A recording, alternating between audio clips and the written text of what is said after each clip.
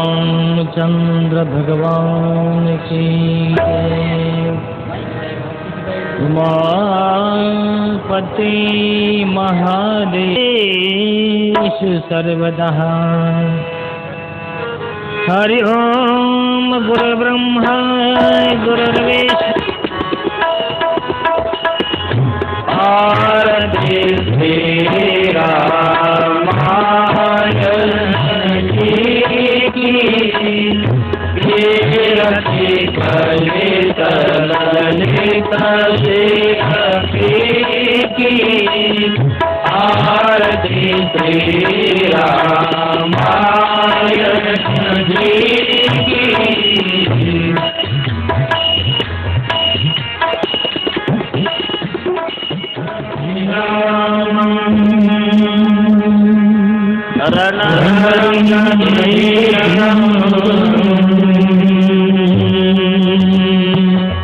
राजीवनेत्रं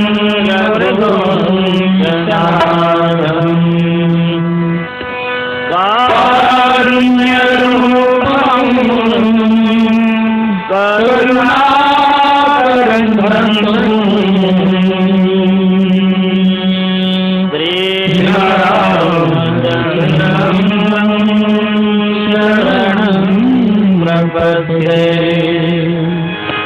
मनोजवं मारुततुल्यवेगं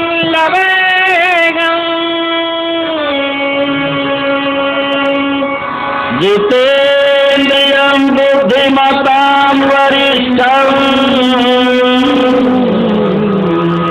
वातात्मजं वानरयोगमुख्यम्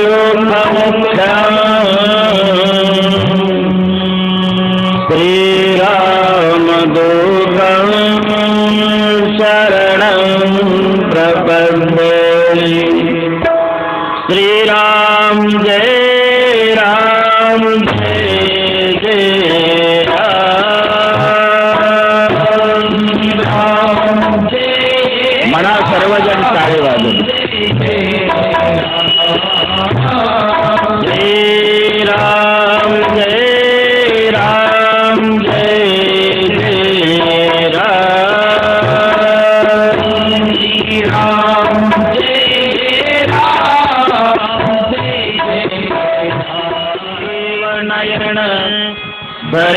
धनुषायक भगत विपत्ति भंजन सुखदायक मंगल भवन अमंगल हारी द्रवौ तो दशरथ अजिर बिहारी। जनक सुता जगत जननी जानकी अतिशय प्रिय करुणा निधान की पाए जुगपद कमल मणाओ जस कृपा निर्मल मति पाओ महावीर विनव हनुमाना राम सुजप बखाना। प्रणव पवन कुमार प्रणाम जोरी जुलपानी प्रभु प्रणाम जोरी जुलपानी।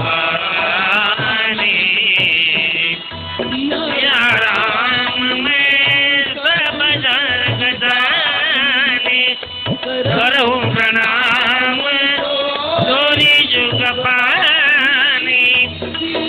राम में सब जग जाने करहु प्रणाम जोरी जुग पानी।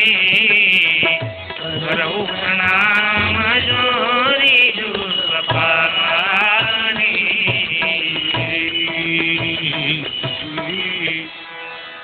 पवन तनय संकट हरण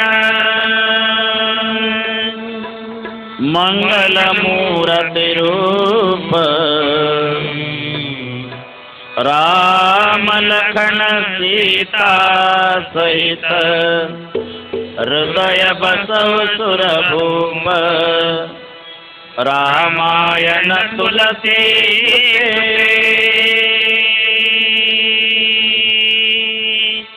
कहु कथा अनुसार आसन लीजे प्रेम सहित आइए पवन कुमार सियावर रामचंद्र की जय उमापति महादेव की जय पवन सुत हनुमान की जय भाई सब संतन की जय। स्वस्ति श्री गणेशाय नमः श्री सरस्वती नमः श्री गुरुभ्यो नमः ओम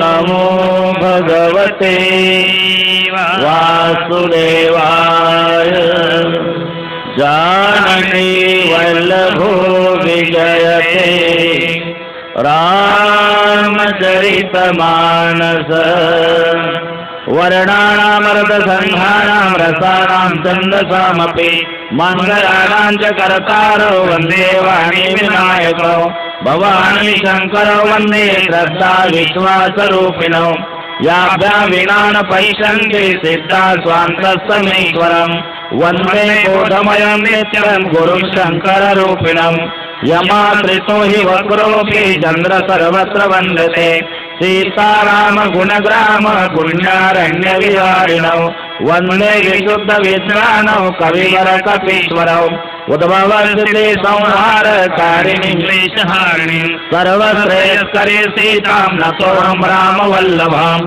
यन्माया वशवर्ति विश्वमखिलं ब्रह्मादिदेवासुरा यद्गत्वादं शैवाति सकलं रज्जौ यथार्यर्भ्रमः यत्पादप्लवमेव भवान् बोधयति तेषावताम् वन्देऽहं तमशेषकारणपरं रामाख्यमीशं हरिम् नानापुराणनिगमागमसम्मतं यत् रामायणे निगदितं क्वचिदन्यतोऽपि स्वान्त सुखाय तुलसी रघुनाथगाथा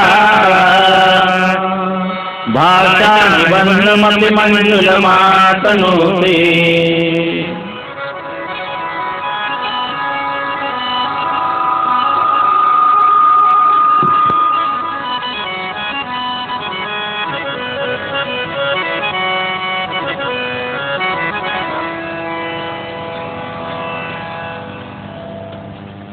चरितम रघुनाथस्य शतकोटि प्रविस्तरम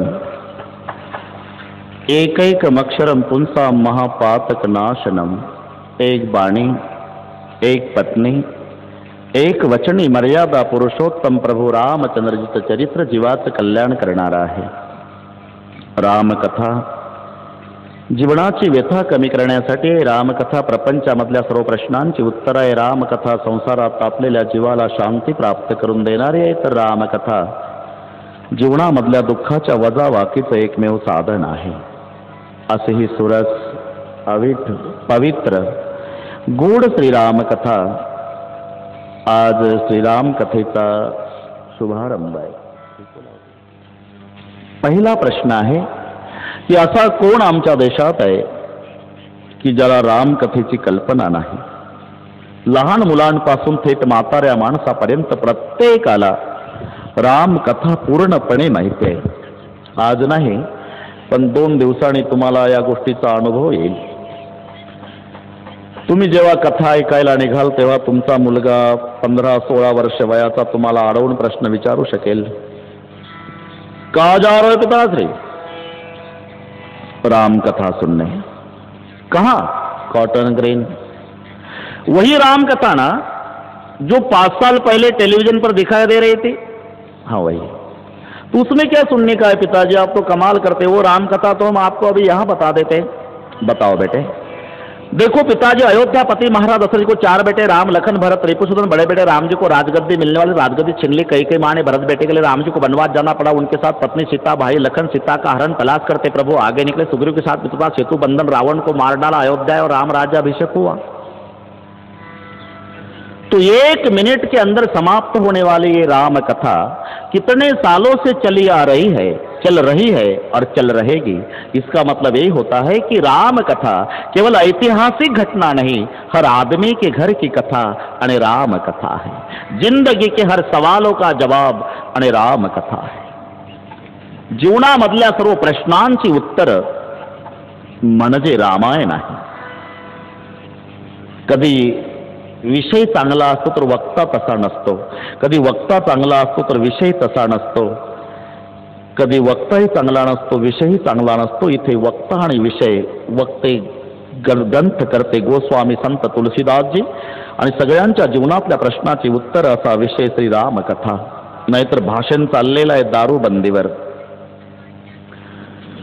दारू મુકાવે માન દારૂને અબરૂ જાય છે, દારૂ બહુ દુર્ગંધી દારૂને ધક્કો ખાય છે, કહે દાસ કરગરી અખિલ નરકમુ જાય છે, दारू गांजा मत पियारो अक्ल गुंग हो जाती है, अपने कमर का दाम खर्च कर मुंह में मक्खियां आती है। टाळांचा कडकडाट।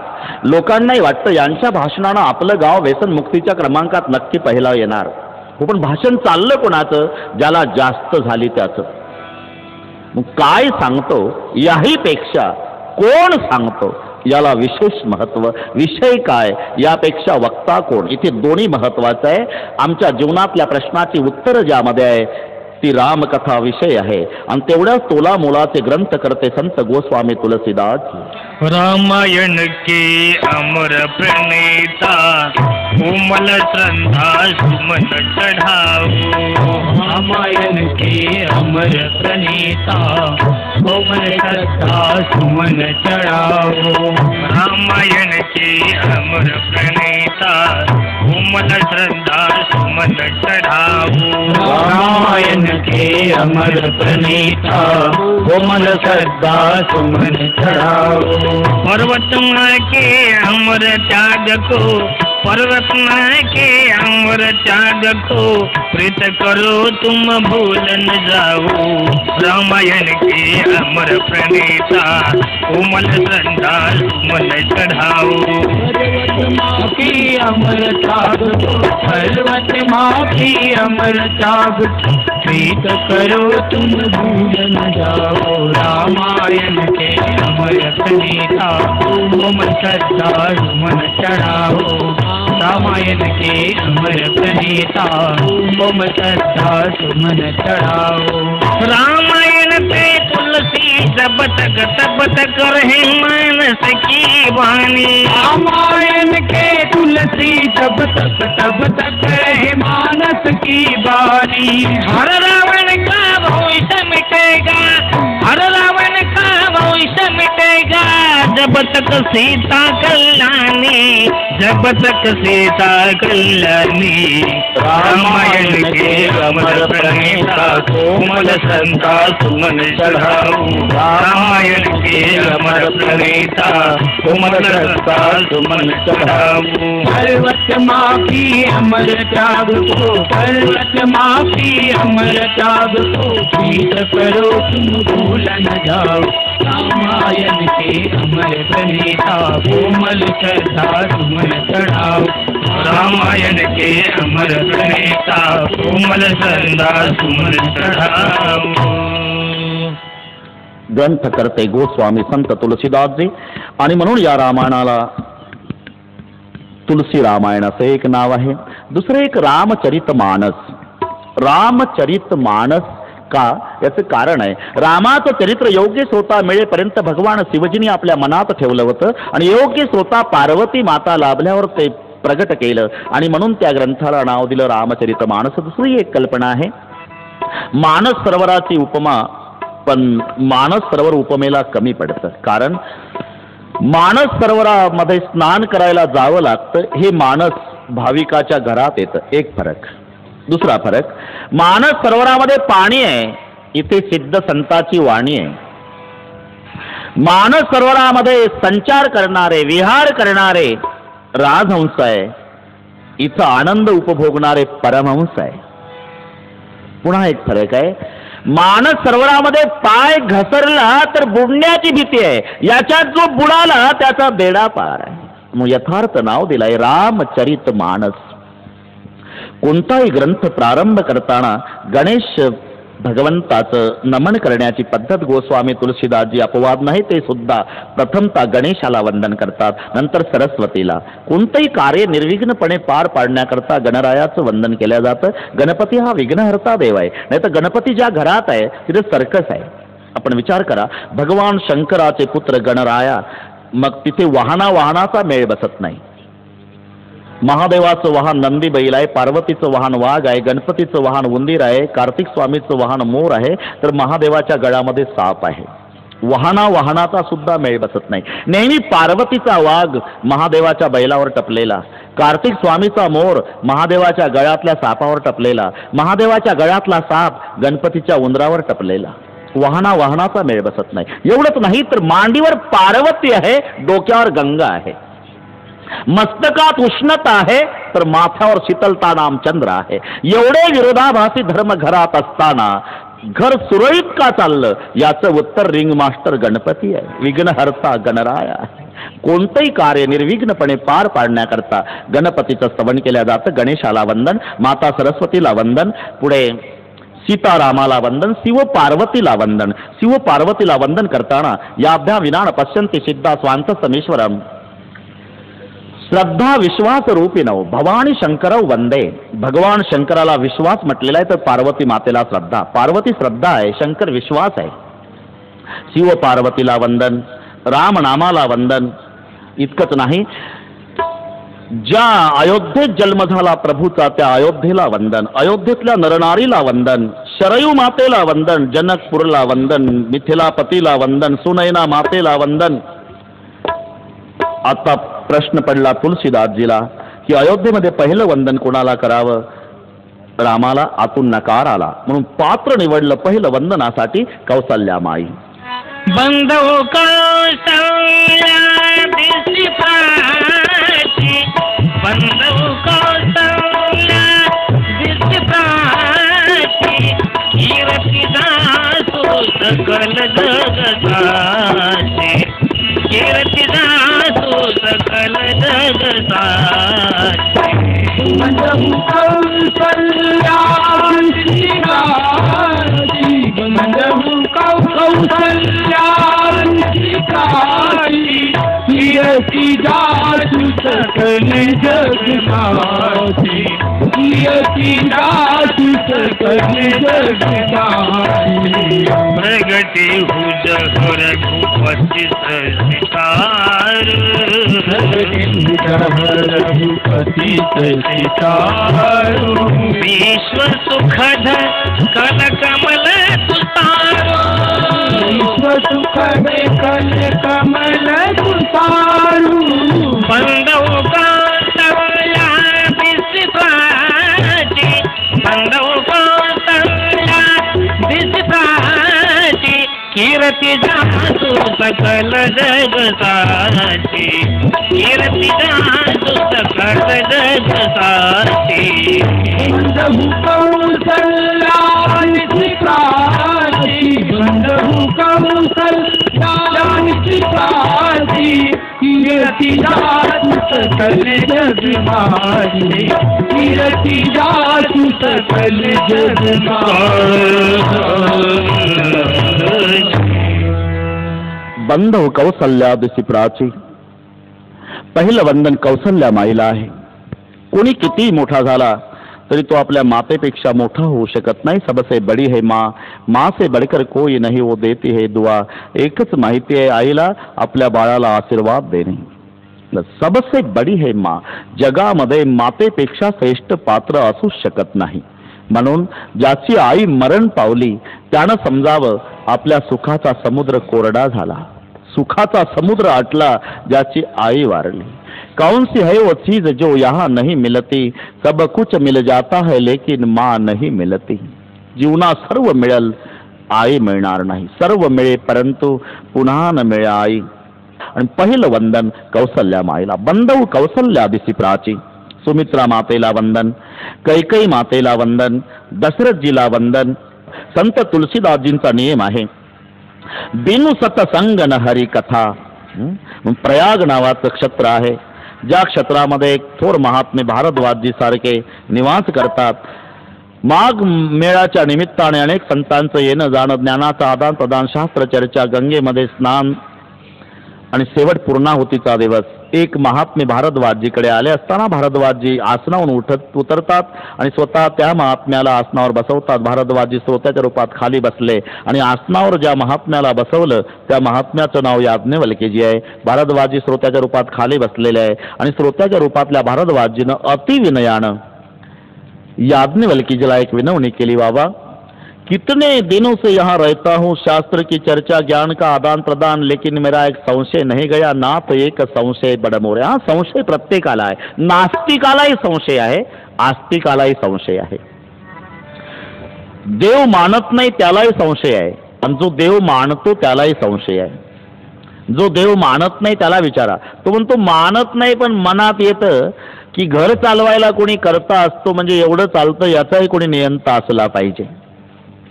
जो देव मानतो त्याला विचारा, तो म्हणतो वडील वारल्यापासून 15 वर्षे देवघरात बसून देवपूजा करतो पण अजून देवानं दर्शन दिलं नाही. कोणास माहित आहे की नाही, बापाची परंपरा चालू आहे. नास्तिकालाही संशय आहे, आस्तिकालाही संशय आहे, दोघही संशयात आहे. राम कथा सूर्यवंशाची कथा आहे.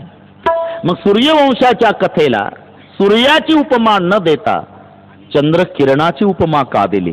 याचं कारण आहे, साधू संताला भविष्य काळातल्या समाजाची भीती वाटते म्हणून निर्दोष वाङ्मय तयार करण्याचा आटोकाट प्रयत्न साधू संतांचा असतो.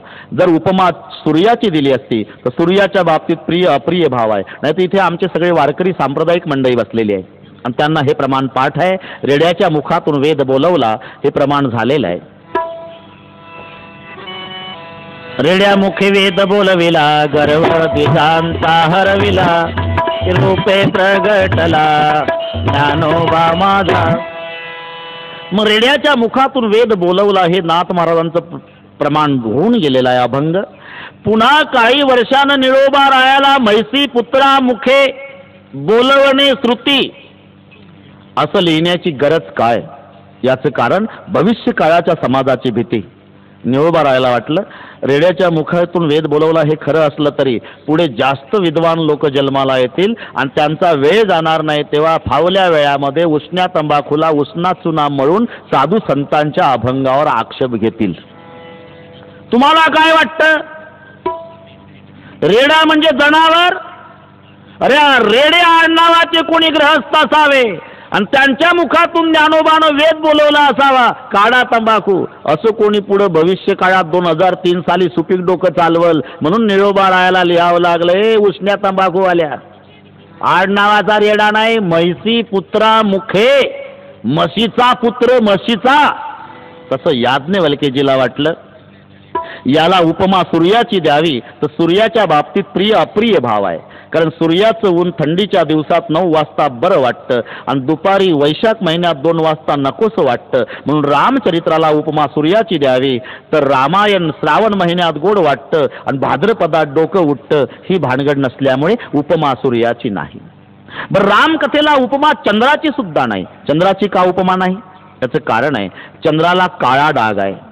तुळशीजींना वाटलं आपण जर चंद्राची उपमा रामकथेला द्यावी तर भविष्य काळातला समाज, बरोबर आहे ना, चंद्राची उपमा आहे ना, मग चंद्राला जसा कलंक आहे तसा रामचरित्रालाही कुठं कलंक असला पाहिजे म्हणून तो उपमा चंद्राची दिली. असंही कोणं डोकं चालवू नये. मग उपमा चंद्र किरणाची आहे. राम कथा शशी किरण समाना, संत चकोर करही जही पाना. संताला चकोर म्हटलेलं आहे आणि रामकथेला चंद्रकिरण म्हटलेलं आहे. चंद्रकिरण अधिक प्रिय वाटतात ते चकोर पक्षाला. इथे संत चकोर आहे, रामकथा चंद्रकिरण आहे. भारद्वाजी असा संशय पार्वती आईनं महादेवजीला, जसं तुम्ही मला विचारता तसाच पार्वतीनं महादेवाला विचारला होता आणि महादेवानं जी कथा सांगितली तसाचा तसा संवाद मी तुम्हाला सांगत आहे. लक्षपूर्वक ऐका. एक वेळेला एक बार त्रेता जुग माही, शंभु गए कुंभजर सिपाही. एक बार त्रेता जुग माही, शंभू गए कुंभजर सिपाही एक बार त्रेता युग माही शंभू गए कुंभजर सिपाही एक बार त्रेता युग माही शंभू गए कुंभजर सिपाही संग सती जगदम्बे भवानी पूजे ऋषि अखिलेश्वर जानी पूजे ऋषि अखिलेश्वर जानी पूजे ऋषि अखिलेश्वर जानी। एक बार त्रेता युग माही याज्ञवल्के भारद्वाजीला कथा सांगतात। एक वेळा त्रेता युगामध्ये भगवान शंकर रामकथा ऐकण्याच्या उद्देशानं अगस्ती महाराजांच्याकडे निघाले, पण एकटे नाही, संग सती जगजननी भवानी, सोबत सती आहे, दक्ष कन्या सती, शिव आणि सती रामायण ऐकण्यासाठी अगस्ती महाराजांच्याकडे। भौगोलिक दृष्ट्या नाशिक जिल्ह्यामध्ये मनमाडच्या पुढे अणकाई नावाचा जो किल्ला आहे, त्या अणकाई किल्ल्यावरती अगस्तीजींचा आश्रम आणि त्या अगस्ती महाराजांच्याकडे रामकथा श्रवण करण्याच्या दृष्टीनं हेतूनं शिव आणि सती दोघेही निघाले। शिव आणि सती कदाचित तेव्हापासून ही पद्धत पडली असावी की कथा दोघांना ऐकावी, पती पत्नी दोघांनाही, कारण भगवान शंकर एकटे नव्हते, सोबत सतीला घेऊन आले होते। संग सती, आज जरी चूक झाली असेल उद्यापासून लक्षात ठेवा, संग सती जगजननी भवानी। याचा फायदा आणि तोटा सांगतो मी तुम्हाला। पतीनं जर पुण्य केलं तर पत्नीला अर्ध पुण्य मिळतच, पण पत्नीनं पुण्य केलं पतीला मिळत नाही। पतीनं पाप केलं पत्नीला भोगावं लागत नाही, पण पत्नीनं पाप केलं तर पतीला अर्ध भोगावंच लागतं। लक्षात राहिलं ना? पतीच्या पुण्याईमध्ये पत्नीचा हक्क आहे, पत्नीच्या पुण्याईत पतीचा हक्क नाही का? तिनं याच्यासाठी त्याग केलेला आहे। किती त्याग? एक अक्षर सोबत आणत नाही लग्न झाल्यावर। तिथे माहेरी पहा, माहेरी कुमारी, पुढे माहेरचं नाव, मग त्याच्या पुढे बापाचं नाव, बापाचं आडनाव, बापाचं गाव पोस्ट, बापाचा तालुका, बापाचा जिल्हा, बापाचा। लग्न झाल्यावर एक अक्षर नाही। सौभाग्यवती मग सासरी, सासरचं नाव, मग पतीचं नाव, पतीचं आडनाव, गाव, पतीचं पोस्ट, पतीचा तालुका, पतीचा जिल्हा, पतीचा, एक शब्द आणत नाही, एवढा त्याग आहे। मग पतीच्या पुण्याईमध्ये पत्नीचा हक्क आहे, पत्नीच्या पुण्याईत पतीचा हक्क नाही। पतीच्या पदवीमध्ये पत्नीचा हक्क असतो, हे खेडेगावातल्या लोकांना चांगलं माहिती आहे। अजूनही शिक्षक वर्गाला आदराचं स्थान आहे खेड्यामध्ये। गेल्यानंतर माणसं सहज विचारतात, मास्तरीन बाई गुरुजी आहेत का घरी? हिला सही सुद्धा येत नाही, पण मास्तरीन बाई का? पती शिक्षक आहे। एवढं डोकं चालवा। पती जर शिक्षक असेल तर पत्नीला मास्तरीन बाई म्हटल्या जातं। डॉक्टर असेल तर डॉक्टरीन बाई, वकील असेल तर वकिलीन बाई। याच्या उलट पत्नी शिक्षिका असेल आणि पती जर शेतकरी असेल तर त्याला म्हणते का कोणी मास्तर? बघा डोकं फिरलं का रे, मी नांगरायला चाललो, मी कुठला मास्तर का? पत्नीच्या पदवीमध्ये पतीचा हक्क नाही, पतीच्या पदवीमध्ये पत्नीचा हक्क आहे। पतीनं जर पुण्य केलं तर पत्नीला अर्ध मिळतच। संग सती जगजननी भवानी, संग सती, शिव आणि सती रामकथा श्रवण करण्याच्या उद्देशानं आणि जेव्हा अगस्ती महाराजांच्याकडे येतात, अगस्तीजींच्या आनंदाला पारावार नाही। अगस्तीजीनं जेव्हा नमस्कार केला, नमस्कार जेव्हा अगस्तीजी करतात त्यावेळी सतीनं अर्थ लावला की केवढं घाबरलं, ज्याच्याकडे आम्ही कथा ऐकायला लागलो तो वक्ताच पाया पडायला लागला, काय कथा सांगणार आहे? पण शिवजीला वाटलं केवढी नम्रता आहे, ज्याच्याकडे कथा ऐकायला आलो तो वक्ताच नम्र झाला, केवढी नम्रता वक्त्यात आहे। तसं नमस्काराची कृती एक आहे अगस्त्यजींची, पण दोघांचे अर्थ दोन आहे।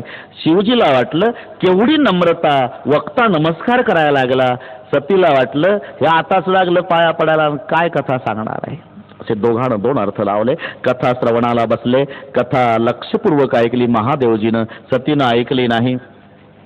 आणि मग कथा श्रवणानंतर दोघेही निघाले असताना त्रेतायुगातली घटना, जात असताना मनमाडच्या जवळ जो अंकाई किल्ला तिथून येतात कैलासाकडे जायला, म्हणजे नाशिक परिसर म्हणजे दंडकारण्याचा भाग. सीतामाई चोरी लागली, त्रेतायुगातली घटना. राम प्रभू शोधत शोधत फिरत होते, लक्ष्मणजी रडत होते, भैया रोना नहीं, कुछ दिनों के बाद भाभी मिल जाएगी, भैया रोना नहीं, लक्ष्मण समुझाए बहु भांति पूछे चल रतात रूपाती, हे खगमृग हे मधुकर श्रेणी तुम देखी सीता मृग नाही प्रभूजी. आणि त्याच रस्त्यानं शिव आणि सती कथा ऐकून जातात.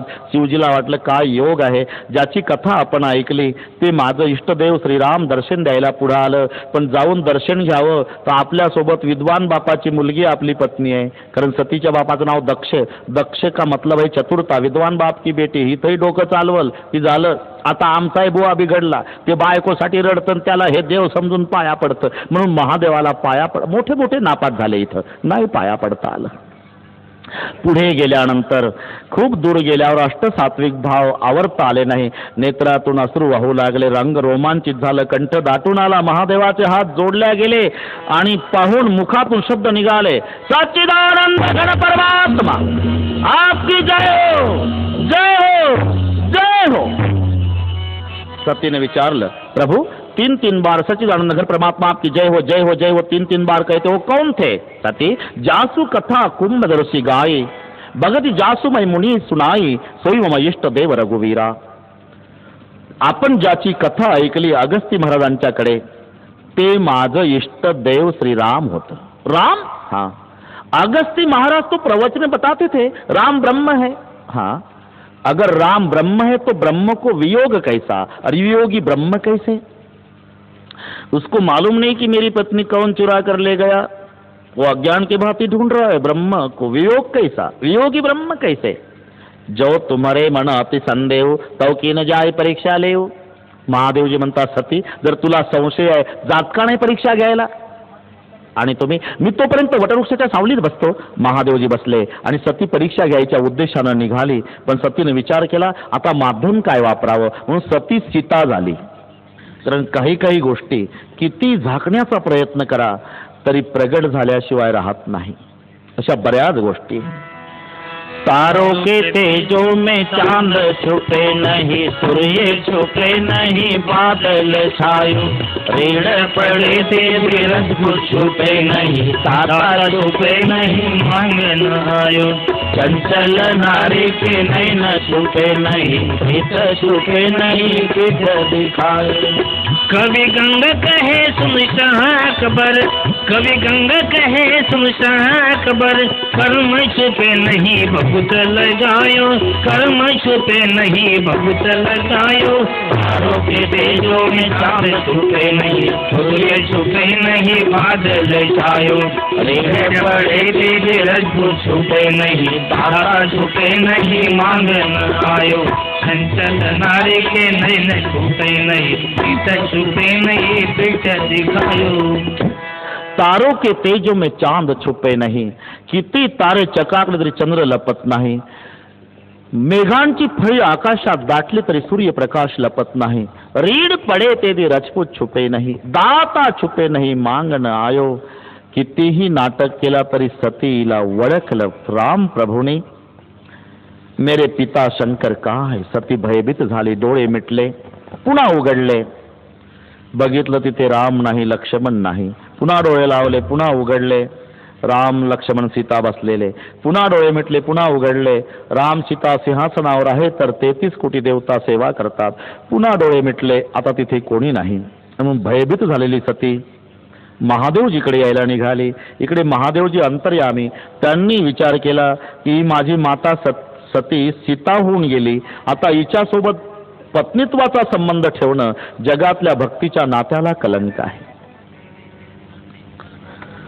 सती जेव्हा जवळ आली तेव्हा महादेवजी म्हणतायत, सच कहो लीन परीक्षा कवन विधि, कहो सत्य सब बात, सत्य कहो. सत्य शब्दावर जोर दिला महादेवजीने. का? त्यांना माहिती होतं ही खोटं बोलणार आहे.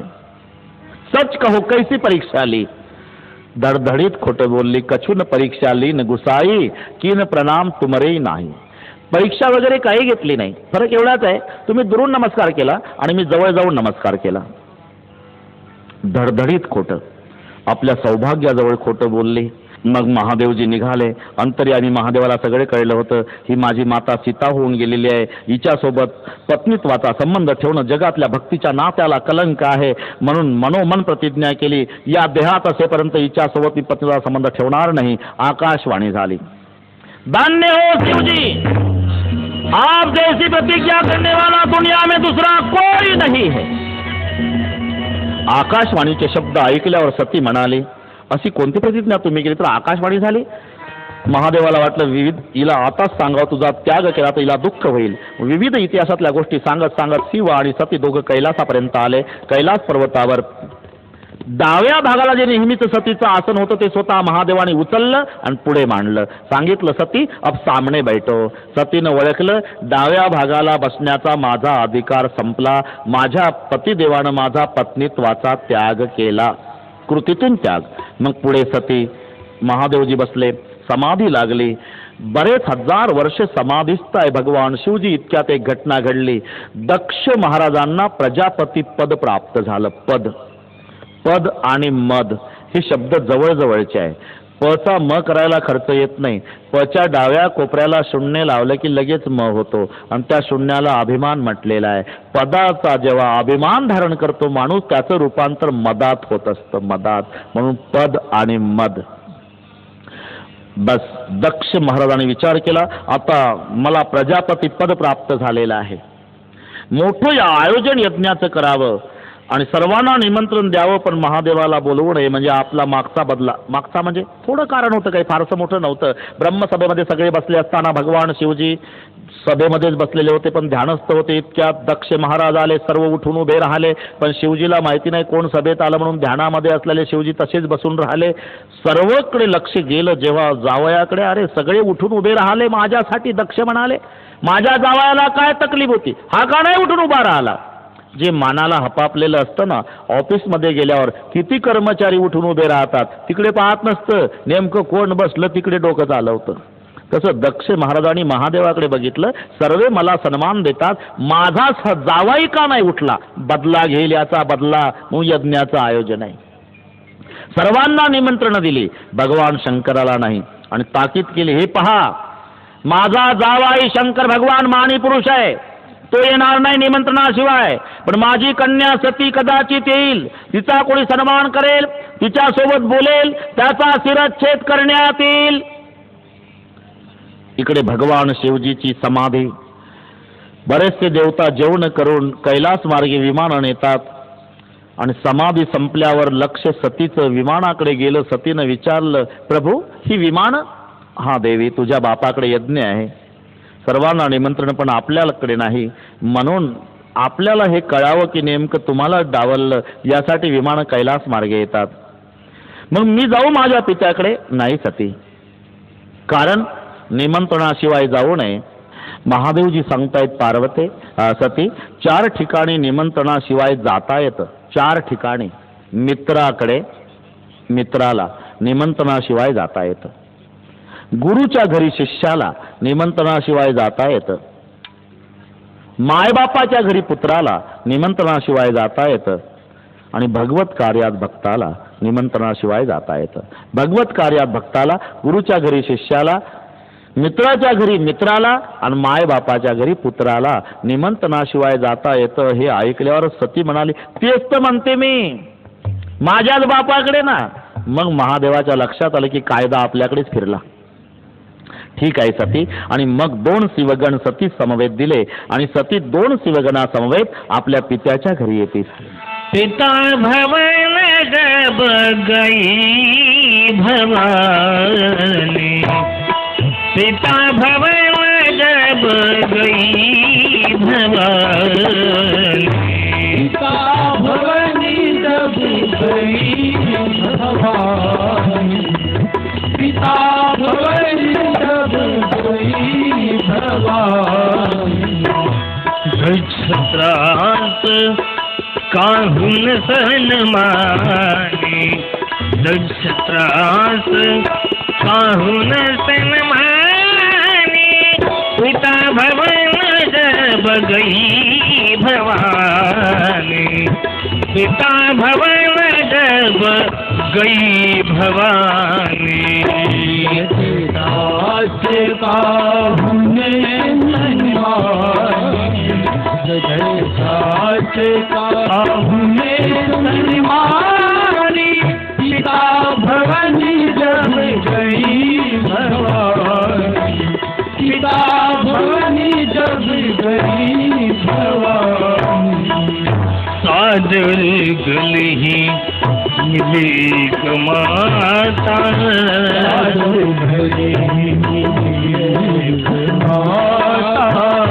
भगिनी मिली बहुत मुस्काता बहुत मुस्काता पिता भवन जब गई भवानी पिता भवन जब गई भवानी दास का हमने सन्मानी दास का हमने सन्मानी पिता भवन जब गई भवानी पिता भवन जब गई भवानी कोण शिवगणा समवेत सती आपल्या पित्याकडे येते झाली पिता भवन जब गई भवानी दक्ष त्रास काहून सन्मानी सादर भले मिले एक माता. इकडे दक्षाची सक्त ताकीद होती. खबरदार, माझा जावाई माणी पुरुष शंकर भगवान येणार नाही, पण माझी सती येण्याची दाट शक्यता आहे. सती यज्ञ मंडपात येईल, तिचा जो सन्मान करेल, तिच्यासोबत जो कोणी बोलेल त्याचा शिरच्छेद करण्यात येईल. दक्ष त्रास काहून सन्मानी. आणि म्हणून सतीचा कोणी सन्मान करीत नव्हतं. भगिनी मिली बहुत मुस्काता. सतीच्या बहिणी सतीला भेटल्या, पण उपेक्षात्मक बुद्धीने विचारू लागल्या.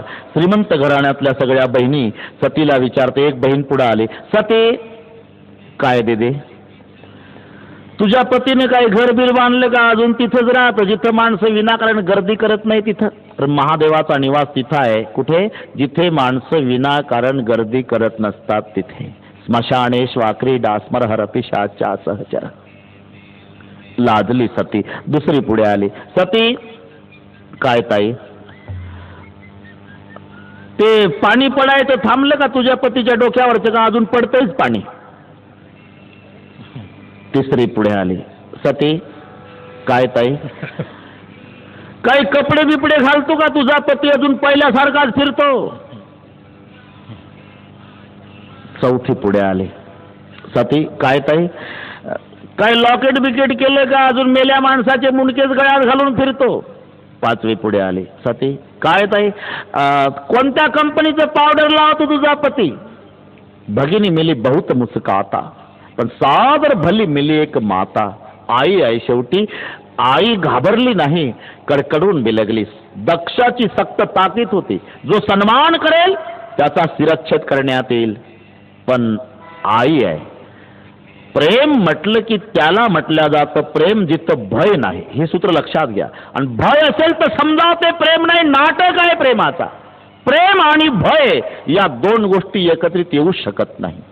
मग प्रेम, निर्भय प्रेम जगात एकच पात्र करू शकतं, तिला माता म्हणतात. म्हणून पतिव्रते सीता, शास्त्रात गीता आणि प्रेमात माता. एकच पात्र जगात आहे, माता, जिच्या प्रेमात भय नाही. तुमचे काहीचे अनुभव असतील. डॉक्टर साहेब घाई बोलवून घेतात. पाटील बाहेर या, बाहेर या पाटील, इकडे बाहेर या. काय अवघड आहे, वेळ कमी आहे. एक तर बाळ जगल, नाही तर बाळाची आई जगल. बोला काय करू? डॉक्टर साहेब, बाळ मेलं तरी चालल, माझी मंडळी जगवा. बाप. पण त्याही वेळेला डॉक्टर आत जातात आणि त्या माऊलीला विचारतात, मावशी काय करू मी? कुठून डॉक्टर झालो मला काही कळत नाही, कोण धर्मसंकट आहे मला, दोन पैकी एकच जगवू शकतो मावशी, सांगा काय करू? तुम्हाला जगायचं असेल तर बाळाचे तुकडे करून काढावे लागतात, बाळ पाहिजे असेल तर तुम्हाला प्राणास मुकावं लागतं. बोला दोन पैकी एक, वेळ कमी आहे. माझं ऐकाल का हो साहेब? तुम्ही सांगा तर मावशी. माझं ऐकाल? अहो सांगा तर. मी माझ्या पांडुरंगाची शपथ घेऊन सांगते डॉक्टर साहेब, मी मेली तरी चालेल, माझ्या कुळाचा दिवा जगवा. याला म्हणतात माय जिच्या प्रेमात भय नाही. सादर मेली भली एक माता. आपण महाराष्ट्रातच राहतो. आपल्या जवळचाच एक जिल्हा नगर जिल्हा, अहमदनगर जिल्ह्यामध्ये अकोले तालुक्यामध्ये केळी नावाचं गाव, तिकडचं कोणी असेल तर लक्षात येईल. केळी नावाचं गाव, दिवसा घडलेली घटना, मी प्रेमासाठी सांगतो, दिवसा घडलेली घटना. 10 वर्ष वयाचा आदिवासी समाजाचा मुलगा दिवसा 4 वाजता बिबट्या वाघानं पकडला, मान वाघानं, आणि चालला वडद घेऊन.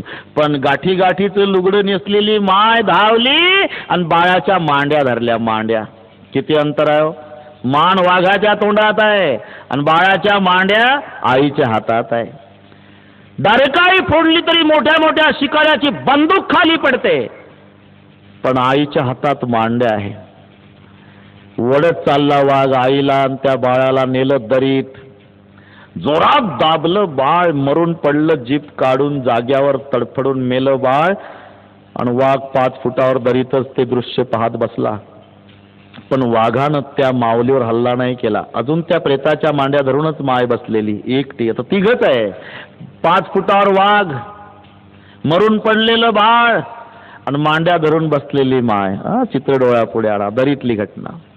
पण वाघानं हल्ला केला नाही त्या माऊलीवर. का? कदाचित या दृश्याचा त्या क्रूर जनावरावरही परिणाम झाला असेल.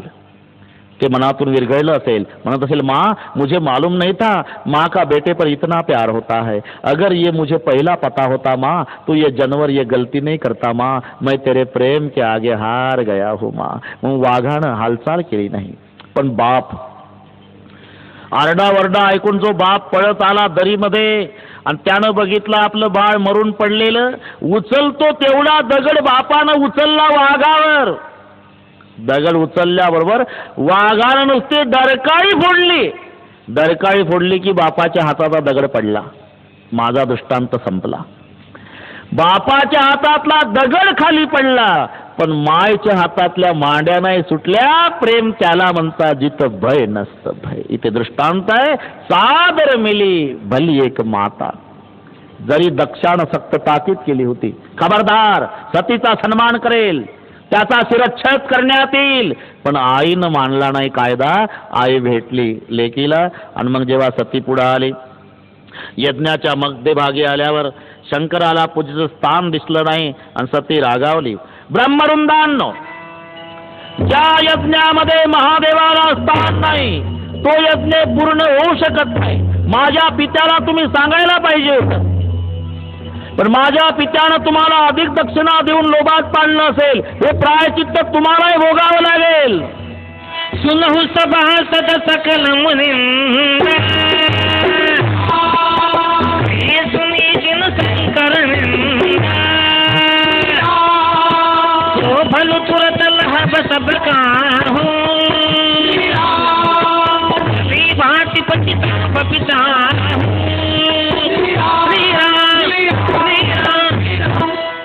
सुनऊ सभासद सकल मुनिंदा, सो फल तुरत लहब सब काऊ, भली भाती पचिताऊ पिताहू.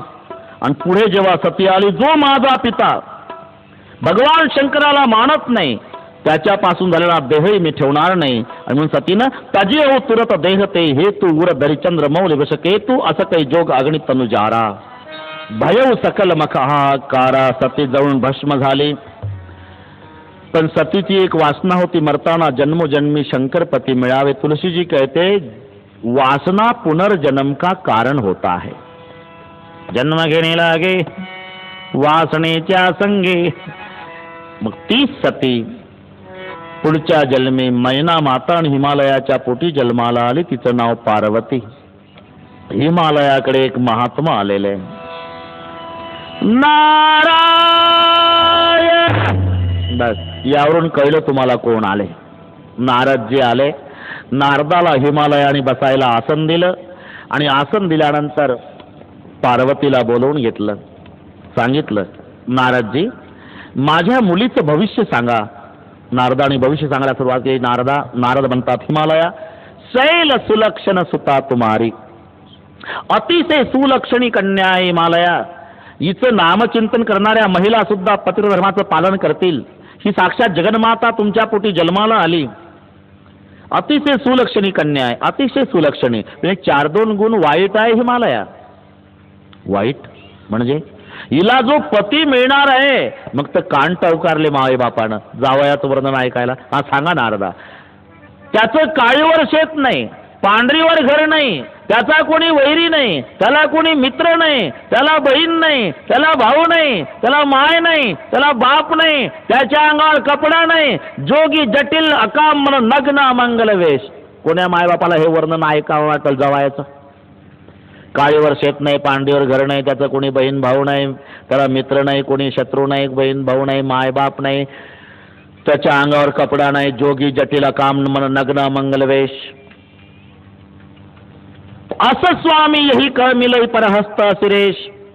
हे वर्णन ऐकताना हिमालय म्हणाले, अहो एकुलती एक मुलगी आहे, थोडी दक्षिणा वाढून या बाबा, पण जरा चांगलं सांगा.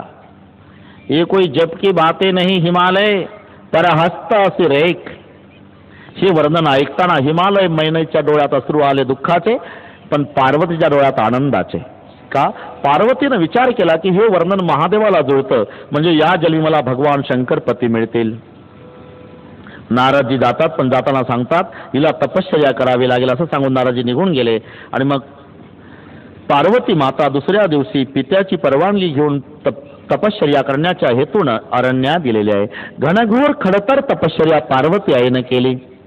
संवत सहत मूल फल खाए, सागु खाई सत वर्ष गवाए, कछु दिन भोजन बारी बतासा के, कठिन कछु दिन उपवासा, बेल पाती मही पर्व सुखाई, तिनि सहत संवत सोई खाई, कुणी परिहार सुखाणी उपरणा, उमई नाम तो भयो अपर्णा.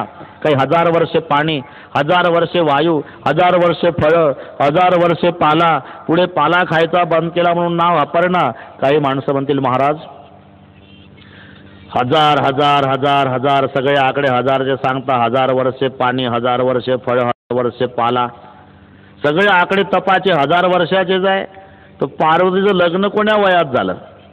कोण कुठं डोकं चालवल? अरे बाबा, त्या युगाच्या मानाने हिशोब करायचा असतो. आपण विचार करा, प्रत्येक युगामध्ये आयुष्याचं 1 शून्य कमी झालं, 1 शून्य. सत्ययुगात प्रत्येकाला 1,00,000 वर्ष आयुष्य होतं. शून्य कमी झालं त्रेतायुगात 10,000 वर्ष. पुन्हा शून्य कमी झालं द्वापार युगात 1,000 वर्ष. पुन्हा शून्य कमी झालं कलियुगात 100 वर्ष. आता 100 वर आलं. आता सर्व मिळून देवाला प्रार्थना करू, मायबापा आता शून्य कमी करण्याच्या भानगडीत पडू नका. 10 मध्ये काही बागायचं नाही. शत गणिले 100 वर्षाची गणना आहे. माणसं 60-65 वर्ष जगतात. मग 60-65 वर्ष वयाच्या आयुष्य मर्यादेमध्ये छातीला हात लावून सांगतो माणूस, पठ्ठ्यानं 10 वर्ष तप केलं, पटतं की नाही?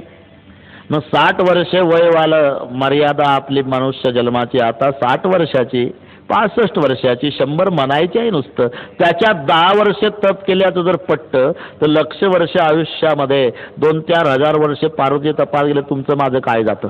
हिशोब त्या मानाने बघायचं. खडतर तपश्चर्या पार्वती आईची. आता कथा बदल करतात. इकडे महादेव भगवान शिवजी सती जळून भस्म झाल्याचं कळाल्यापासून बैरागी झाले. बस कुठे ध्यान करतात, कुठे नामचिंतन करतात, कुठे एकांतात बसतात. एक दिवस रामभद्र आलेले आहे. रामभद्रजींनी महादेवजीला नमस्कार केला. बस विवाह करो भगवान शिवजी, विवाह करो.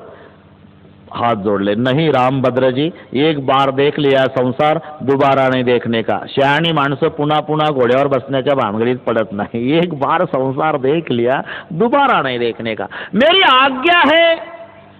ठीक है, अगर तुम्हारी आज्ञा है तो मैं तुम्हारी आज्ञा सर पे रखता हूँ रामभद्र जी. सर पे मत रखो शिव जी. क्यों? मुझे डर लगता है. कौन से बात का? तुम्हारे सर पे गंगा बहती है तो मेरी आज्ञा भी बहकर चली जाएगी. तो क्या करूं? हृदय में रखो. धन्यवाद, मैं हृदय में रखता हूं, करूंगा शादी. वचन दिलं. रामभद्र निघून जातात.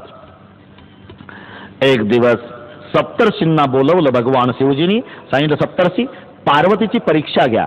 सप्तऋषी परीक्षा घ्यायला येतात आणि सप्तर्षींनी परीक्षा घेण्यासाठी आटोकाट प्रयत्न केला. पण पार्वतीनं एका वाक्यात सांगितलं, देखो सप्तर्षी जी, जन्म लूंगी मरूंगी, जन्म लूंगी तपश्चर्या करूंगी मरूंगी, जन्म लूंगी तपश्चर्या करूंगी मरूंगी, जन्म लूंगी तपश्चर्या करूंगी, कितनी बार जन्म लूंगी तपश्चर्या करूंगी मरूंगी, दोबारा जन्म लूंगी, लेकिन पति भगवान शिव जी को भी करूंगी।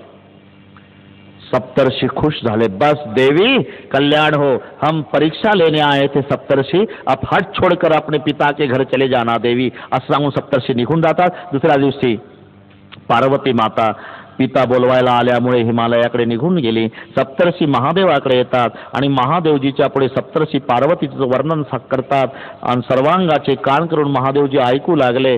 त्यावेळी शेवटचं वाक्य ऐकलं, उस देवी का ये वचन है शिवजी, तपश्चर्या करूंगी मरूंगी, जन्म लूंगी तपश्चर्या करूंगी मरूंगी, जन्म लूंगी तपश्चर्या करूंगी मरूंगी, जन्म लूंगी तपश्चर्या करूंगी, लेकिन पति शिवजी को भी करूंगी।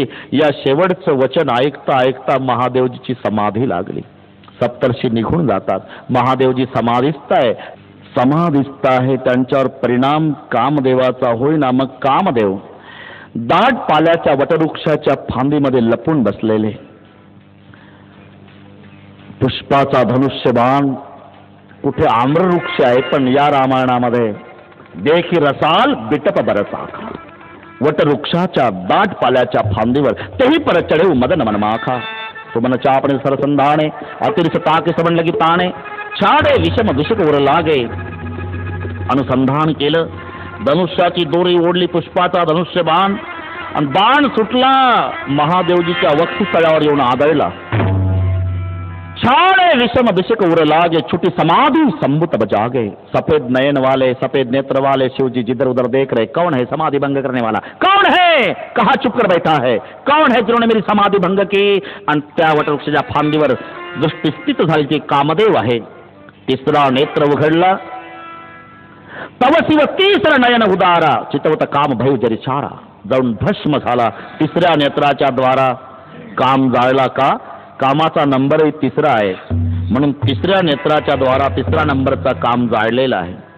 कामदेव जळून भस्म झाला, तेव्हा कामदेवाची पत्नी रती विलाप करीत करीत महादेवजी पर्यंत आलेल्या, निस्तेज झाले। महादेवजीच्या पुढे येऊन रती विलाप करते, रती आजपासून तुझा पती बिगर शरीराचा राहील, पण द्वापार युगात कृष्ण पुत्र मदन या रूपात तुझा पती तुला प्राप्त होईल असं सांगितल्यावर रती निघून गेली। रती निघून गेल्यानंतर भगवान शिवजीच्या पुढे सगळ्या देवतांनी लाईन लावलेली आहे। लाईन मध्ये सगळे देवता। महादेवजी ने विचारलं, अरे देवता सब इकट्ठा होकर क्यों खड़े हो गए लाइन में। बोले महादेव जी, कैलाश में सब वातावरण रसहीन हो गया, किसी की शादी नहीं, बारात नहीं निकलती, नाचने को नहीं मिलता। देवता सांगतात, पण सरळ म्हणत नाही तुम्ही लग्न करा मग तुम्हाला मुलगा होईल ना, तो तारकासुराला मारल मग आम्ही सुखी होऊ, असं उलट बोलतात। रसहीन वातावरण, किसी की शादी नहीं, बारात निकलती नहीं, का नाचने का मौका नहीं मिलता। महादेव जी बोले, मैं तुम्हारी होशियारी सब समझता हूँ, भगवान के पास ज्यादा चतुराई नहीं चलती, चतुराई चूल्हे पड़े। भगवान बोलते, मेरे पास ज्यादा होशियारी मत दिखाना, क्यों, भगवान चतुरा के शिरोमणि है, भगवान के पास नहीं चलती। भगवान शिव जी बोले, अरे मुझे मालूम है आप किस लिए आए हो, मेरा विवाह होगा, मुझे पुत्र होगा, वो पुत्र तारकासुर को मारेगा, लेकिन आपकी विनंती मैं स्वीकार नहीं करता। मेरा राम भद्रा का मुझे आदेश है, विवाह करो तो मैं जरूर विवाह करूंगा। वराती होऊन हिमालय प्रदेशात जायचं एक पाठ। नमः शिवाय, ओम नमः शिवाय, हर हर भोले, नमः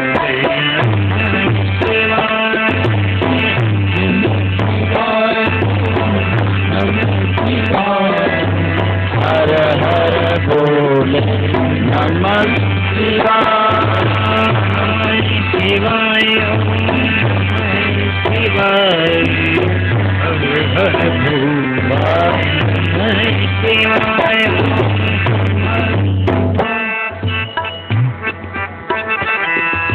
हर हर नमः शिवाय, शिवाय, शिवाय, हर हर भोले, नमः शिवाय। शाबाश भूल जाओ अपने अपने संसार को, चलो महादेव जी के साथ बाराती बनकर।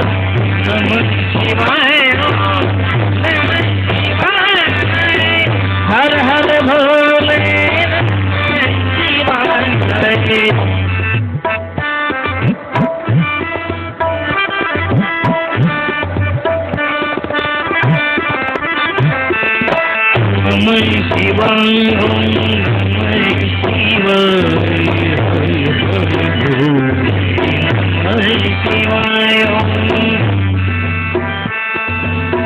सब जन गाओ।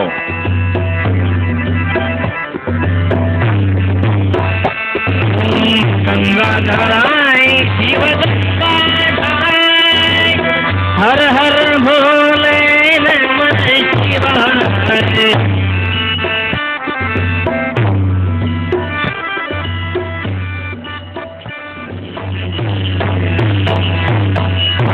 जयघोष करीत सर्व समाज, सर्वात पुढे देवतांचा समूह हिमालय प्रदेशातले सर्व स्वागतासाठी तत्पर आहे। त्यात सर्वात पुढे देवतांचा समूह, त्या समूहात सर्वात पुढे भगवान विष्णू। भगवान विष्णू परमात्म्याला बघितलं सगळ्या हिमालयाच्या प्रदेशातल्या लोकांनी विचारलं, आप दुल्हे राजा? विष्णू भगवान बोले, नहीं मैं दुल्हा नहीं बराती हूं। नाचू लागले का? त्यांनी विचार केला, वरातीतली माणसं इतकी सुंदर तर नवरदेव किती सुंदर। विष्णू परमात्म्याकडे पाहून, आपण नवरदेव का? विष्णू भगवान म्हणला, नाही बाबा मी वरातीतला एक माणूस आहे म्हणून आनंदानं नाचतात का? अरे वरातीतली माणसं एवढी देखणी आहेत तर नवरदेव किती देखना असेल। विष्णु बोले, अभी 10 मिनट रुको, आपको पता लगेगा। जब दुल्हा तुम्हारे गाव आएगा तो कौन बचेगा? सब भाग जाएंगे गाव वाले।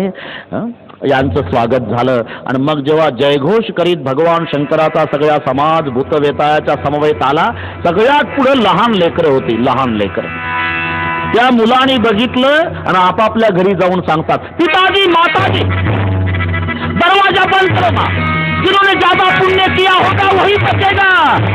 वो दूल्हा नहीं यमराज आया अपने गांव में, यमराज दूल्हा नहीं माँ, ज्यादा पुण्य किया वही बचेगा माँ। लहान लेकरं शुद्ध अंतकरणाचे असतात, जे खरं आहे ते सांगतात। घर घर बात असी लरी न कही। आपापल्या घरी जाऊन आपापल्या मायबापाला सांगितलं, पिताजी अब अंदर से ताला बंद करो, माँ दरवाजा बंद करो, बस बाहर मत जाओ। दूल्हा नहीं यमराज आया अपने गांव में, जिन्होंने ज्यादा पुण्य किया होगा वही बचेगा। माँ मत जाओ, बाहर मत जाओ। जेव्हा सगळे पळून गेले तेव्हा भगवान शंकर नवरदेवाच्या स्वरूपात शृंगीला विचारला, शृंगी जी मालिक, इस गांव में ये रिवाज है क्या? क्या जिस गांव में हम जाते हैं, प्रदेश में जाते हैं तो सब गांव वाले भाग जाते हैं, ये रिवाज पहले नहीं था मालिक, ये तुम्हारे कदमों का प्रभाव है। म्हणजे तुम्हाला सांगितलं सापाचं काय काम लग्नात, तेही गळ्यात घालून चालला, लोक घाबरून पळतात। इतक्या सासूबाई पुढे आल्या। सासूबाई, महादेवाची सासू कोण? मैना माता। हातात आरती, आणि आरती ओवाळण्यासाठी सासू पुढे आली आणि आरतीचा हात गळ्यापर्यंत पोहोचल्यावर आरती सहित सासू खाली पडली। खाली पडल्यावर महादेवानं विचारलं, सोंगी ये कौन आहे? तुमच्या सासूबाई। काय झालं? असंच होतंय महाराज। म्हणजे गळ्यापर्यंत हात आला तिचा, तुमच्या सासूबाईचा, आणि गळ्यात साप जिवंत बघितला आणि तिला धक्का बसला। माझ्या जावयाच्या गळ्यात रात्रंदिवस जिवंत साप तर माझ्या लेकीचं कसं होईल? म्हणून सासूला मूर्छा आली महाराज। अरे मला माझ्या सासूची दया येते शृंगी। का? सापाला काळ म्हणतात, काळ। जिचा जावाई काळाला गळ्यात घालून फिरतो तिच्या कुंकवाला धोका नाही। काळाला गळ्यात घालतो तो महादेव, काळाच्या फणावर नाचतो श्रीकृष्ण आणि काळावर झोपतो तो श्री विष्णू। जिचा जावाई काळाला गळ्यात घालून फिरतो 24 तास, तिच्या मुलीच्या कुंकवाला धोका नाही, तरी सासूला असं वाटावं। दुसरा एक भाव आहे, आरती खाली पडली का? बरेच दिवस मैना मातेनं आरती सजवलेली होती, सोन्याची आरती, सोन्याच्या फुलवाती। माझा जावाई भगवान शंकर कैलासपती आहे म्हणे, मी त्यांना सोन्याच्या आरतीनं ओवाळणार आहे। पण जेव्हा आरतीचा हात वर गेला सासूचा आणि महादेवाच्या डोक्यावर चंद्र बघितला, मैना मातेला वाटलं जिथं माझ्या जावयाला रात्रंदिवस चंद्र ओवाळतो तिथे डालड्याची फुलवात काय कामाची। लाजून आरती पडली। एक भाव। सासूबाईला आत नेण्यात आलं, मग सगळीकडे शांतता पसरली। आता अख्ख्या हिमालय प्रदेशात एकच चर्चा। कोणाबद्दल? तो आला पाहिजे रे, तो विण्यावाला, तो चिपळ्यावाला बुवा, तो शेंडी हालून भजन करतो की नाही, तो आला पाहिजे. त्यानं बघितला हा नवरदेव, तो आला पाहिजे. अख्ख्या हिमालय प्रदेशात एकच चर्चा, तो बुवा आला पाहिजे. त्यानं जुळवलं हे लग्न. हा नवरदेव बैलवाला, त्यानं बघितला. इतक्यात आवाज आला, नारायण. ते अशाच वेळेला येतं. तुम्ही पहा, आता इतकं जवळ आलेलं आहे. शक्ती हिमालयाच्या घरात आणि शिव हिमालयाच्या दारात. इतकं जवळ आहे. शक्ती घरात आहे, शिव दारात आहे. पण दारातल्या शिवाशी घरातल्या शक्तीचं तोपर्यंत मिलन होत नाही जोपर्यंत मध्ये महात्मा येत नाही. महात्मा वेल्डिंगच्या कामावर आहे, वेल्डर आहेत. इथे नारद जी आले. मत जाओ, कोई सम्मान नहीं देगा बाबा, क्या बिगाड़ा था तुम्हारा, ऐसा दूल्हा देख कर लाया. नारद जी बोले, देखो भाई, पूरी दुनिया मुझे साधु कहती है, सम्मान मिला तो जाना, अपमान हुआ तो नहीं जाना, ये मुझे शोभा नहीं देता, अपमान हुआ तो भी जाऊंगा. नारद जी आले, थंड स्वागत झालं. नारदानं पूर्व जन्म इतिहास सांगितला. हिमालया ती मागच्या जन्माची सती दक्षाची कन्या, शिवाची जन्मोजन्मीची पत्नी आहे. सगळ्या इतिहास सांगितला. तिच्या हातून थोडी चूक झाली. दक्षाच्या घरी यज्ञ चालला होता, ते जवळून भस्म व्हावं लागलं. तुझ्याकडे जन्माला आली, ती तुझी मुलगी पार्वती म्हणून या जन्मी, पण ती जन्मोजन्मी शंकराची पत्नी आहे. हे सगळे सांगितलं. हिमालयाचा गैरसमज दूर झाला आणि पुन्हा उत्साहात सर्वांचं स्वागत झालं. पहिल्यांदा भोजनाचा कार्यक्रम आणि मग लग्नाचा समारंभ. 4 मंगल फेरे झाले. धर्म अर्थ काम मोक्ष. आणि पार्वती आईचा हात हिमालयानं महादेवाच्या हातात दिला. पाणीग्रहण सोहळा यथासांगरित्या पार पडला. पाणीग्रहण सोहळा सर्व झाल्यानंतर पार्वती माता जायच्या वेळेला हिमालयाच्या पाया पडली. पण हिमालयासारखा पहाड ढसाढसा रडला. मी का सांगतो हे? एकुलत्या एक मुलाच्या मरण्यानं कदाचित बाप रडणार नाही, पण लेकीच्या सासरी जाण्यानं रडल्याशिवाय राहणार नाही. त्याचं कारण आहे. काय कारण? सगळ्या घराची काळजी बाप घेतो, पण बापाची काळजी घरात फक्त मुलगी घेत असते. मुली इतकी काळजी बापाची कोणीच घेत नाही. तिचे वडील दुपारी कमी जेवले ना तरी बेचैन होऊन जाते मुलगी. कोणी बोललंय वाटतं पप्पाला, आज कोणी पप्पाला बोललं वाटतं, माझे पप्पा कमी जेवले, कोणी बोललं वाटतं, बेचैन होऊन जाते. बोलून दाखवत नाही पण मुलगी बेचैन. आणि संध्याकाळी अजिबात वडील जेवले नाही तर मग मुलगी जेवत नाही. सगळ्या घराला झोपू देते, मध्यरात्र होऊ देते. चोर पावलानं बापाच्या खोलीत जाते, कॉटवर बसते, तोंडावरचं पांघरून काढते आणि जशी माय लेकराच्या तोंडावरून हात फिरवते तशी मुलगी झोपेत बापाच्या तोंडावरून बापाला जाग येते. रडू लागतो बाप. बेटा, माझी आई मेली तेव्हा मी 6 महिन्याचा होतो. मला लोक सांगतात तू मला अशा कृतीनं माझ्या आईची आठवण करून देतेस. कशाला आलीस बेटा? परीक्षा आहे, जा अभ्यास कर. नापास होईल बाबा मी. काय झालं बेटा? दुपारी कमी जेवले तुम्ही, आता अजिबात नाही जेवले बाबा. कोणी बोललं का तुम्हाला? कोण नाही बोललं बेटा. माझी आई बोलली असेल बाबा तर तिचं मनावर घेऊ नका. कोण नाही बोललं बेटा. मग काय बरं नाही का बाबा? औषध देऊ का बाबा? डोकं दाबून देऊ का बाबा? गोळ्या देऊ का बाबा? चहा करून देऊ का? काही खायला करून देऊ का बाबा? कपडे मळले धुवून देऊ का बाबा? अख्ख्या घराची काळजी बाबा. पण बाबाची काळजी मुलगी घेत असते. तुम्हाला काय वाटतं? मुलगी घर सोडते तेव्हा माहेर सोडून सासरी जाताना रडत असते. ती स्वतःसाठी नाही. समजून घ्या. म्हाताऱ्या आजीजवळ, म्हाताऱ्या आजोबाजवळ, स्वतःच्या आईजवळ, मोठ्या भावाजवळ, धाकट्या भावाजवळ, प्रत्येकाजवळ मुलगी रडते. माहेर सोडताना ते फक्त बापासाठी रडते. सूक्ष्म चिंतन करा. बापासाठी. आजीनं सांभाळलेलं असते. सुरकुत्या पडलेली आजी, चोरीनं चष्मा बांधलेली, पांढरे केस झालेली आजी. जेव्हा वधूच्या पोशाखामध्ये ती मुलगी पाया पडते, आजी येते ग, आणि मग पोटसी घेते. आजी रडू लागते. सुखी राय बेटा, माझी नको काळजी करू आजी, माझी नको काळजी करू, माझ्या बाबांना सांभाळ. आजोबाच्या पाया पडेल. आजोबा मी चालली आजोबा. सुखी राय बेटा, माझ्या बाबांकडे लक्ष द्या आजोबा. मग आईच्या पाया पडते. आई किती वेळा माझ्या बापाला टाकून बोलले आयुष्यभर, पण माझा बाप फिरून तुला शब्दाने बोलला नाही. मी समजूत काढत असे तुझी, आता तुझी समजूत काढायला कोण नाही. आई माझी शपथ आहे, आजपासून माझ्या बापाला दुखी करत जाऊ नको. धाकट्या भावाच्या गळ्याला बिलगून रडते. भैया केवढे कष्ट करतात रे आपले बाबा, तरी वाटेल तसा त्रास द्यायचा, आजपासून त्रास देऊ नको. मोठ्या भावाच्या चरणी माथा विनम्र करते, रडते. दादा तू घरातला करताय, तुझ्यावर जबाबदारी आहे. आता बाबांचं खरं नाही, एक अटॅक येऊन गेला, औषधाची गोळ्याची काळजी घेत जा, मी निघाले.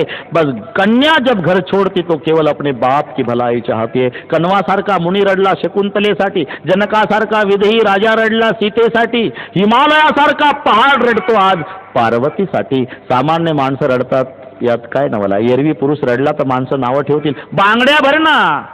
मर्दासारखा मर्द रडतो अशी नावं ठेवतात माणसं. पण एक प्रसंग असा आहे, कितीही पाषाण हृदयी बाप असू द्या, पण गळ्याला बिलकते जेव्हा मुलगी माहेर सोडताना, तेव्हा बाप ढसा ढसा रडतो. आज हिमालय रडतोय पार्वती मातेच्या जाण्यानं, मैना माता रडते. मजल करीत पार्वती आणि भगवान शिवजी कैलासावरती येतात. समोरपर्यंत 2 पुत्राचा जन्म झाला, एक कार्तिक स्वामी आणि एक गणेश. कार्तिक स्वामीच्या द्वारा तारकासुराचा वध झाला. असे काही दिवस गेले. एक दिवस अति प्रसन्न वदन महादेवजी, अति प्रसन्न वदन. आणि मग पार्वतीला वाटलं हीच विचारण्याची संधी आहे. पत्नीनं पतीला केव्हा काम सांगावं याचंही उत्तर रामायणात आहे. इतकंच कशाला, पतीनं पत्नी कशी सांभाळावी याचं सुद्धा उत्तर रामायणात.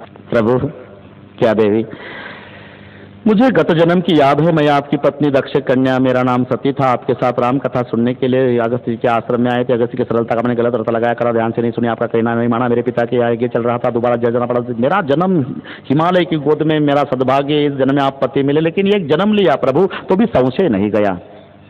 लेकिन पहले जन्म में मैं आपके साथ वाद करती थी, अब संवाद. वाद वेगळा, संवाद वेगळा. दोघात चालतो त्याला संवाद म्हणतात. आणि अनेकात होतो तो, आलं लक्षात, अनेकात होतो तो वाद आणि दोघात चालतो तो संवाद. कौरव पांडवांचं बोलणं हा वाद आहे, कृष्ण अर्जुनाचं बोलणं संवाद आहे. म्हणून गीतेचे शेवटचे शब्द पहा, श्रीकृष्णार्जुन संवादे. ज्याच्यात काही निष्पन्न असू शकत नाही त्याला वाद म्हणतात. मैं पहले जन्म में आपके साथ वाद करती थी प्रभु, अब संवाद करती हूँ. पहले सवाल पूछती थी परीक्षा वृत्ति से, अब जिज्ञासा वृत्ति से. पूछो देवी, आप कहते थे कि राम ब्रह्म, अभी भी कहता हूँ. उस राजकुमार की बचपन की कथा कहो, यज्ञोपवीत संस्कार की कथा कहो, बाद में सीता स्वयंवर की कथा कहो, वनगमन की कथा कहो, दशरथ मरण की कथा कहो, अहिल्या उद्धार की कथा कहो, जटायु मरण की कथा कहो, शबरी उद्धार की कथा कहो, वाली वध की, सुग्रीव मित्रता की कथा, सेतु बंधन की, रामेश्वर लिंग की कथा, रावण वध की कथा कहो. बाद में अयोध्या है तो राम राज्याभिषेक हुआ वो भी कहो, भक्ति ज्ञान वैराग्य के बारे में कहो. आपको अनुकूल लगे तो भगवान स्वधाम कैसे गए वो भी कहो, और मेरी पूछने में कुछ गलती हो गई तो वो भी कहो. महादेव जी हंसने लगे, अरे देवी तूने तो सवाल करते करते मुझे पूरा रामायण बता दिया है. धन्य धन्य गिरिराज कुमारी, तुम समान नहीं को उपकारी. मैं आपको जरूर कथा सुनाता हूँ देवी, लेकिन आज तो 9 बजे है ना, कल बराबर शाम 6 बजे आना देवी. आज की कथा यहाँ विश्राम लेती है. अतिशय सुंदर कथा. म्हणून आमच्या देशाचं हे वैशिष्ट्य आहे. 2 ऋषी, 2 महात्मे, 2 साधू, 2 संत एकत्रित आल्यावर ग्रंथाचा जन्म होईल त्यांच्या चर्चेतून. यात नवल नाही. मग पत्नीचा प्रश्न, पतीचं उत्तर, या पती पत्नीच्या संवादातही जिथं शास्त्र जन्म घेतं त्या देशाचं नाव जगात हिंदुस्तान. बस एकमेव देश आहे जिथे पती पत्नीच्या संवादामध्ये जन्म शास्त्रांचा झालेला आहे. असा एकमेव वैभवशाली देश हिंदुस्तान आहे. आमच्या देशाचं वैशिष्ट्य, तुम्ही कुठेही फिरा जगात तुम्हाला मंदिराला खांब दिसतील, खांब. पण खांबासाठी मंदिर ज्या देशात बांधल्या गेलं तो देश हिंदुस्तान. नेवाशाला ज्या खांबाला टेकून ज्ञानोबारायांनी ज्ञानेश्वरी लिहिली त्या खांबासाठी मंदिर. म्हणून दलाई लामा, तुम्हाला सगळ्यांना माहित आहे, बौद्ध धर्माचे मोठे संत, त्यांचे उद्गार आहे की 5 पांडवांचा जन्म भारतात झाला, 5 पांडवांचा. आणि सध्या 5 पांडवांची भूमिका वेगवेगळे देश बजावतीलही. भीमाची, अर्जुनाची, नकुलाची संत दलाई लामा म्हणतात. भीमाची भूमिका अमेरिका बजावत आहे, नकुल अर्जुनाची भूमिका अन्य देश बजावतील, सहदेवाची भूमिका कोणी देश बजावेल, पण धर्माची भूमिका बजावणारा जगात एकच देश आहे आणि त्याचं नाव हिंदुस्तान आहे. ही भूमिका नाही कोणाला जमत. तेव्हा अशा वैभवशाली देशात भरत खंडी नरदेह प्राप्ती ही तो परम भाग्याची संपत्ती. तेव्हा भगवान शिवजी सांगतायत पार्वतीला, बस कल आना देवी, आज तो समय खत्म हुआ है ना, कल 6 बजे आना. उद्या अतिशय सुंदर कथा आहे, राम जन्माची कथा. ज्यांनी मला निमंत्रण दिलं ते आमचे रामायण कथा कमिटीचे अध्यक्षच आहे आणि इथले आमदार, माजी मंत्री, सर्वांना नाव माहिती आहे. बाळासाहेब नांदगावकर आज या ठिकाणी उपस्थित, जे निमंत्रण द्यायला मला तिथे नाशिक जिल्ह्यातल्या पिंपळगाव बसवंत आले होते.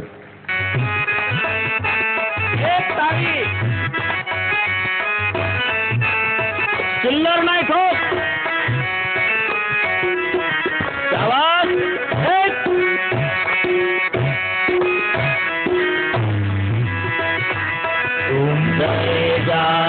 केला जय श्री